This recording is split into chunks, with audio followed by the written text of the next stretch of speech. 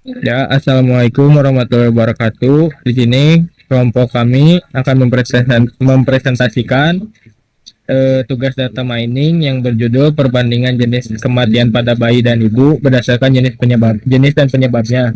Yang disusun oleh rekan kami, yaitu yang pertama oleh Fadel Asyidki, yang kedua M Farhan, dan yang ketiga saya sendiri Muhammad Farel Akbar, dan keempat ada Muhammad Riyadi.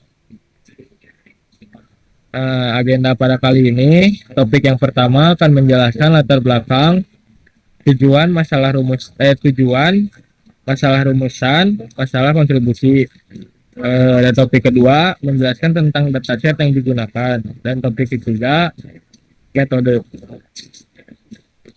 Yang pertama menjelaskan latar belakang penelitian terdahulu, tujuan masalah, dan rumusan masalah kontribusi. Nah, yang pertama, latar belakang dalam masyarakat sangat penting untuk memahami jenis dan penyebab kematian, guna meningkatkannya kesadaran masyarakat tentang faktor-faktor yang dapat mempengaruhi kematian seseorang, terutama bagi seorang ibu dan bayi. Tujuan dibuatkan penelitian ini adalah mengembangkan analisis untuk mengidentifikasi dan menganalisis cara kematian berdasarkan cara dan penyebab kematian tersebut. Informasi ini dapat memberikan wawasan berharga tentang pencegahan dan manajemen kesehatan bagi masyarakat. Selanjutnya penelitian terdahulu. Penelitian terdahulu berkaitan dengan acuan penulisan. Untuk penelitian ini agar penulis dapat memperkaya teori digunakan untuk mengevaluasi penelitian yang dilakukan. Sebagai tambahan studi sebelumnya dikonsultasikan untuk menentukan perbedaannya dari sebuah studi yang sudah dilakukan dengan penelitian yang dilakukan. Contoh, penelitian pertama dari laporan penelitian oleh tim peneliti dari Badan Perancangan Pembangunan Daerah Provinsi Banten pada tahun 2019 dengan laporan penelitian berjudul Strategi Penurunan Kematian Ibu dan Anak. Penelitian kedua dari jurnal penelitian oleh Natali Melani Atik Nur Wahyuni pada Fakultas Kesehatan Masyarakat Universitas Indonesia dengan jurnal penelitian berjudul Analisis Faktor dan yang berhubungan dengan demand atas pemanfaatan penolong persalinan di Provinsi Banten. Yang kedua, yang selanjutnya penelitian ketiga dari artikel penelitian oleh Dina Zahra dari Detik dengan artikel penelitian berjudul Angka Kematian Ibu di Republik Indonesia masih tinggi. Selanjutnya, dari artikel penelitian oleh Sarnita Sadia dari dataindonesia.id dengan artikel penelitian berjudul jumlah kematian ibu di Indonesia meningkat 59,69% pada 2021. Selanjutnya, artikel penelitian oleh Rokom dari sehatnegriku.kemkes.go.id dengan artikel penelitian berjudul turunkan angka kematian ibu melalui deteksi dini dengan pemenuhan USG dari puskesmas.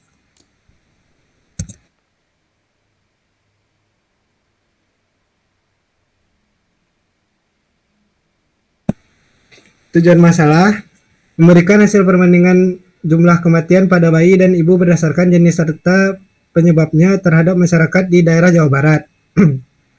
Selanjutnya rumusan masalah. Berdasarkan tujuan masalah, bagaimana cara untuk memprediksi angka kematian ibu dan bayi berdasarkan jenis dan penyebabnya. Selanjutnya kontribusi. Menyajikan hasil penelitian untuk menjadi acuan untuk masyarakat sehingga bisa berjalannya efektivitas pelaksanaan percepatan penurunan angka kematian ibu dan bayi dan beserta bertujuan membantu menjalankan konsistensi antara perencanaan dan implementasi terhadap pencapaian target penurunan angka kematian ibu dan bayi. Bab 2 menjelaskan tentang dataset yang digunakan. Dataset yang digunakan pada penelitian ini adalah data jumlah kematian berdasarkan jenis dan penyebab kematian di Jawa Barat. Dataset ini berisi jumlah kematian berdasarkan jenis dan penyebab kematian di Provinsi Jawa Barat dari tahun 2019. Dataset ini dapat didapatkan langsung dari Dinas Pendidikan.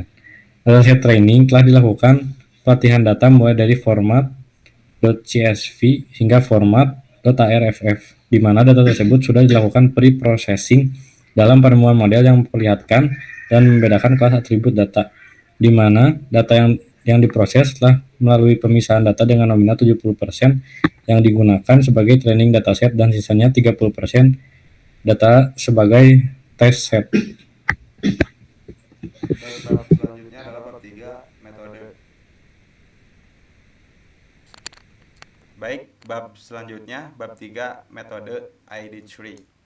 ID3 adalah singkatan dari Iterative Decomptizer 3 yang merupakan salah satu algoritma pembelajaran mesin yang digunakan untuk membuat pohon keputusan. Algoritma ID3 dikembangkan oleh Ross Quinlan pada tahun 1986 dan merupakan salah satu algoritma pohon keputusan yang paling awal dan terkenal. Untuk bagian flowchart ID3 bermulai dari dataset, lalu proses data, training data, menghitung nilai informasi dan mendapatkan nilai gain, lalu decision, apakah semua nilai dari entropi dan nilai atribut gain terhitung sudah terklasifikasi. Jika tidak, proses akan kembali untuk menghitung nilai informasi dan mendapatkan nilai gain. Jika iya, menyusunkan decision tree, lalu menghasilkan hasil dan finish. Selanjutnya ada machine learning naive Bayes. Naive Bayes adalah sebuah metode klasifikasi dalam pembelajaran mesin yang berdasarkan pada teorema Bayes dengan asumsi sederhana yang disebut naive atau polos. Metode ini sangat populer dalam pemrosesan bahasa alami, pengenalan teks, filtrasi spam, dan banyak aplikasi lainnya.